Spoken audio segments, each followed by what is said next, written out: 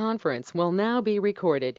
Hey everybody, this is Dr. Doug Smith. It is Thursday at 2:30, so it is time for our Monday through Thursday 2:30 podcast. This is the podcast where you hear the truth about what actually happened in this opioid crisis. And we're going to stay on the same subject we've been on before.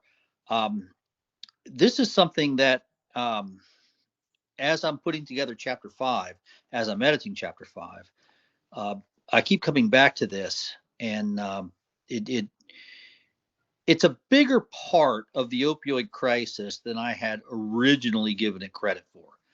This is something I found years ago, and in fact, it was you can find it in the original opioid monologues that I did. Oh my gosh, a number of years back. But I don't think it really dawned on me, or maybe the way things have gone over the last several years. I'm beginning to have a better appreciation for what a major component of the opioid crisis this was.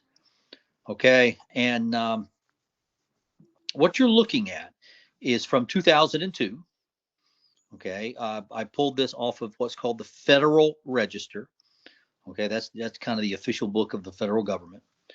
And you can see the title right there in front of you. Okay, Schedules of Controlled Substances, rescheduling of buprenorphine from Schedule 5 to Schedule 3.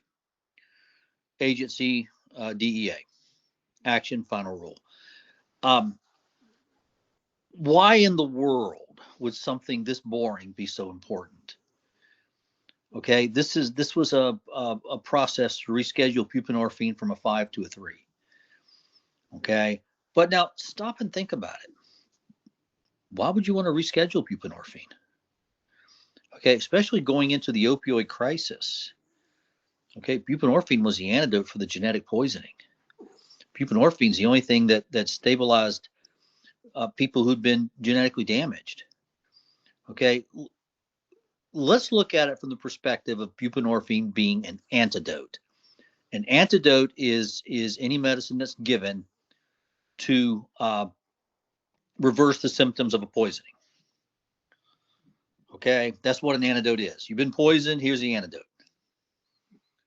Okay, and buprenorphine is the antidote for the genetic poisoning. Okay, how do you know? Well, if for those of you who have been sick and you took one dose of buprenorphine, you felt better. Okay, there you go. That's what an antidote does. Okay, the symptoms you were having were the symptoms of poisoning, and buprenorphine made them better. That right there is the definition of an antidote. So buprenorphine is an antidote. It's not just a medication, it's an antidote. Okay, it's what you give someone to reverse the symptoms of a poisoning. Okay, and if you've got a mass poisoning, why in the world would you want to make buprenorphine harder to get to people? Okay, why would you want to take it from Schedule 5? Schedule 5 is cough syrup, to a Schedule 3. Schedule 3 at the time was hydrocodone. Why would you want to take buprenorphine out of the category with the cough syrups and put it in the category with hydrocodone? Why would you want to do that? Why would you want to make it harder for people to get the antidote? No, you want to make it easier for people to get the antidote. Okay, so the next question is, who did this? Did the DEA do this? And the answer is no. I'm not defending the DEA. Trust me, read the book. I'm not defending the DEA at all. Okay, but I am fair and I am honest. Okay, no, the DEA didn't do this. Okay, at the very beginning of the document, it says right there, this was requested by HHS, Health and Human Services. Okay, so the big bureaucracy that's in charge of public health. Okay, the big bureaucracy that's committed to public health, committed to the safety of the citizens. They're the ones that requested this hearing. They're the ones that requested to make buprenorphine harder to get. Why in the heck? Why? I mean, that's the hard question. Why? What?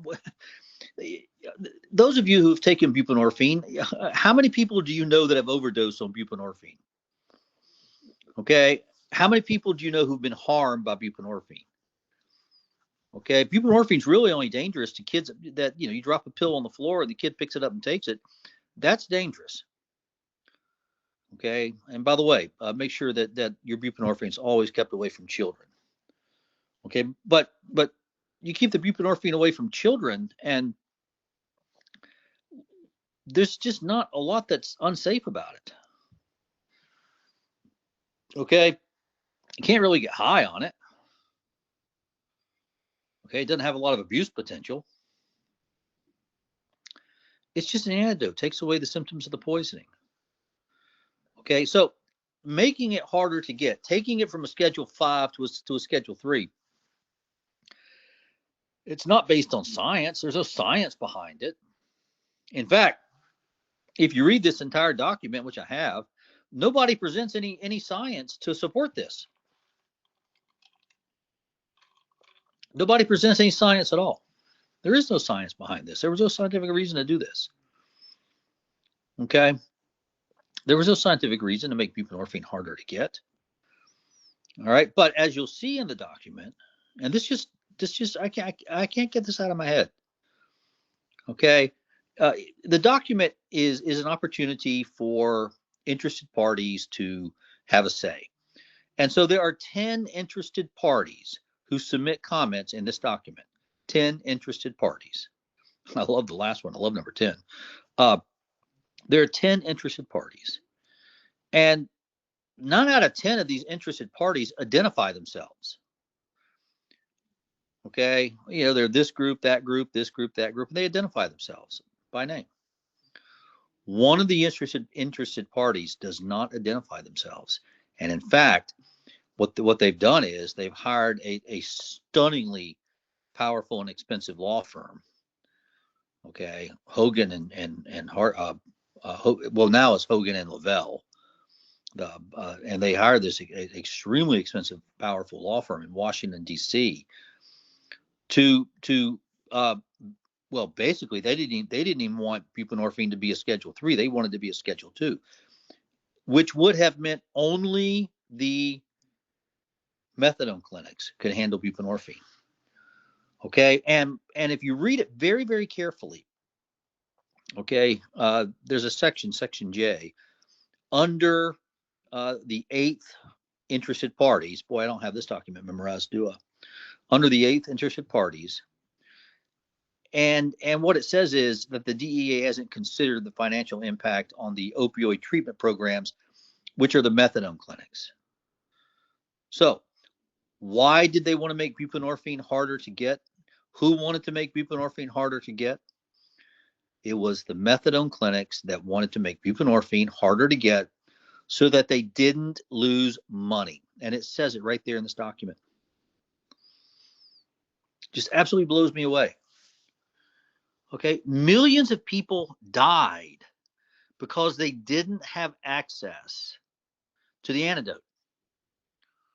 Okay, if you've got access to the antidote, you don't die. Okay, those of you who are listening to me and you're currently on buprenorphine, you're not going to die. Okay, and you know that yourself. The people who died did not have access to buprenorphine. Okay, granted, they died from adrenaline toxicity. Granted, they died from high output heart failure. But you could also say they died from a lack of buprenorphine. Okay, so it just blows me away. And quite honestly, I'm having a hard time getting the proper perspective in Chapter 5 on this issue right here. Because no matter how I write it, when I come back and read it again, it seems inadequate, seems too small. Okay, millions of people died because HHS wanted to protect the cash flow of the methadone clinics. Millions of people died. Okay, this is what we mean when we say imperialistic bureaucracies. Okay, they protect themselves. And here the HHS was protecting the methadone clinics because people make money off of it. Methadone clinics are enormously profitable. Think about it. Methadone is basically free. Okay, if you've ever been to a methadone clinic, you pay them $10, anywhere between $10 and $18, and they give you a little cup of liquid methadone that costs them a nickel. Okay, pretty good margins if you can get them.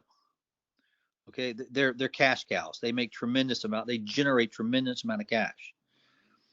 Okay, and buprenorphine, why in the world would you want to get up at 4:30 in the morning and go to the methadone clinic when you can just, go to your local doctor and get a prescription for buprenorphine?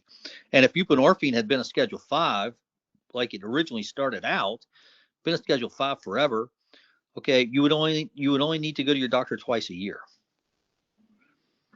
Okay, twice a year with 5 refills each time. That's 12 months. So amazing stuff. All right. Always hate the end of the week. Always hate to say goodbye to you guys. And but everybody have a great afternoon. Have a great weekend. I'm gonna go back to work on the book. I have promised Alex I will get this chapter 5. Alex, I do have chapter 5 in electronic format. I have completed that, but there's just typos all over the place. My old iPad is so old, and it just puts like every sentence has an extra comma somewhere. I got to go through every single sentence to take the extra commas out. But Alex, I will get it over to you. And everybody, don't forget to send Alex a thank you letter for the work he did on getting the 30-day clock started at the FDA. As soon as we get this book finished, what's going on at the FDA is going to be front and center, the most important thing going on. And once we get this book finished, our frequency of emails and communications will go back to normal. But right now, the editors are telling me that if I miss any deadlines, we'll miss our deadline. But right now, we are on track to get the book released first or second week in December. And I don't want to be the reason that we missed that deadline. So everybody have a great day. Have a great weekend. Alex, thank you for everything.